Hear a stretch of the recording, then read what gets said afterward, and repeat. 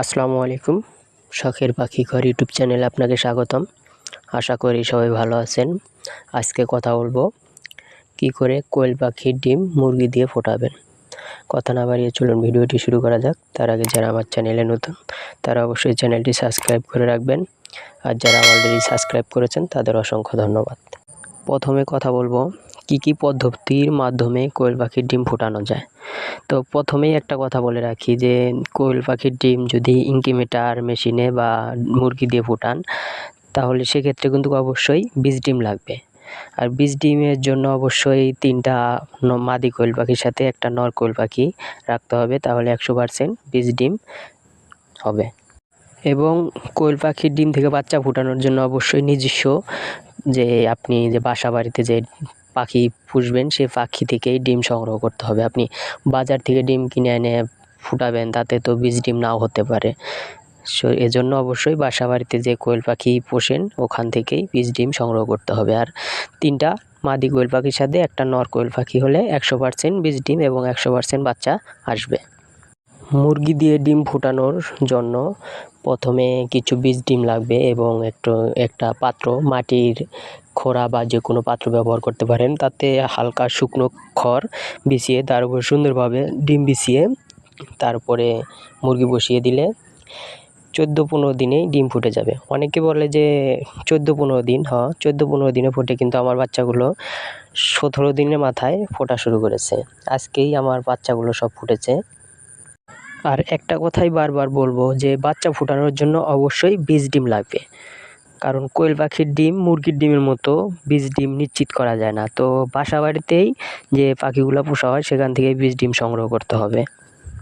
আমি আমার ডিমগুলো মুরগি দিয়ে বসানোর আগে আমি অনেকের সাথে কথা বলছিলাম যে আসলে মুরগি দিয়ে কি কোয়েল পাখির ডিম ফোটানো যায় নাকি। তো অনেকেই বলছিল যে আসলে মুরগি দিয়ে কোয়েল পাখির ডিম ফুটাইলে হয় কি, অনেকগুলা ডিম নষ্ট হয়ে যায় এবং ডিমের ভিতরে অনেক বাচ্চা মারা যায়।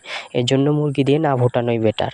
ইনকিউবেটর মেশিনের সাজেশন আমাকে দিয়েছিল, তো আমি নিজের অভিজ্ঞতার জন্য যে আসলে দেখি এটা সম্ভব নাকি, এর জন্য আমি 22টা ডিম দিয়েছিলাম, তার মধ্যে একটা ডিম পচা হয়েছিল আর বাদ বাকিগুলা ফুটেছে। আর মাত্র 6টি ডিম বাকি আছে, ইনশাল্লাহ এই 6টি ডিমও ফুটবে।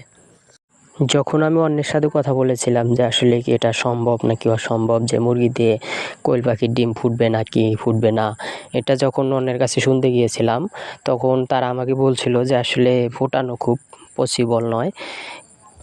তো আমি ভাবলাম আসলে দেখি পসিবল নয় সেটা তো ট্রাই করতে হবে। এর জন্য আমি অল্প কিছু ডিম দিয়ে প্রথমে চেষ্টা করেছি। তো আলহামদুলিল্লাহ আমার ডিমগুলো ফুটেছে এবং আমি এটা মুখ করে বলতে পারি যে আমি সাকসেস, আমি সফলতা পেয়েছি। ইনশাল্লাহ আমার বাকি ডিমগুলো ফুটবে। আমি সর্বমোট 22টা ডিম দিয়েছিলাম, তার মধ্যে একটা ডিম পচা বের হয়েছে আর বাকি ডিমগুলো ফুটে বের হয়েছে। আরও 6টা বাকি আছে, ইনশাল্লাহ 6টাও ফুটবে।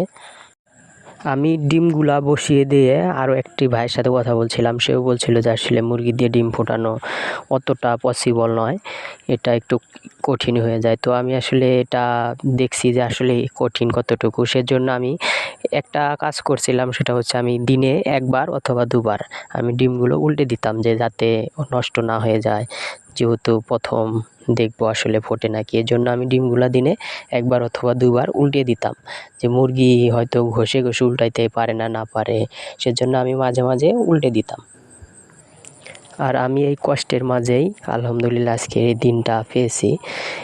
হাজার ব্যর্থতার মাঝেও আমি সফলতা অর্জন করেছি, এটা আমি বলি। কারণ হচ্ছে যে একটু কষ্ট করে মানুষের বলছে যে না পসিবল না, আমি পসিবল না পসিবল করে ফেলেছি।